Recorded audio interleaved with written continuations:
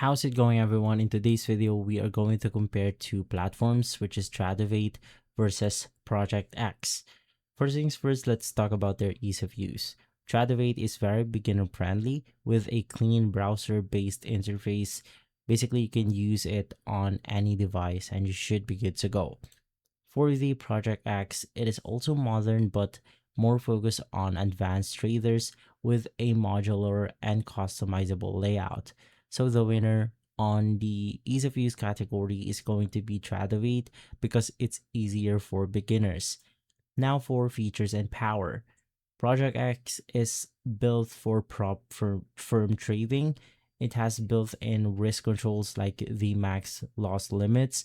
We have lockouts and automation controls.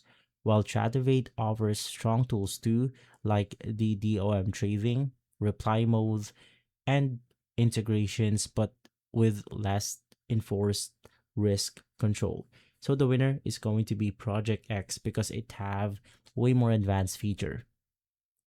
Now, for performance and speed, Project X is optimized for speed and low latency with a cloud native system, while the Tradovate right here is also fast and stable with reliable execution and strong cloud infrastructure on the Tradovate end. Now for performance and speed, it's going to be a tie because both are fast, but Project X leans advanced. Now let's talk about pricing. For Project X, usually they use the fixed fee model through the prop firm, while Tradovate charges per trade or subscription plans, depending.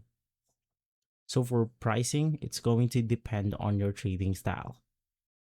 And so what are the best use cases for both platform? You want to use Tradovate if you want simplicity, stability, and flexibility. While the Project X is if you want automation, risk control, and prop firm trading. To simplify, Project X is advanced and it is prop focused, while Tradovate is beginner friendly and reliable. And so guys, if this comparison has been helpful, leave a like, subscribe, and follow us for more videos like this. Thanks for watching.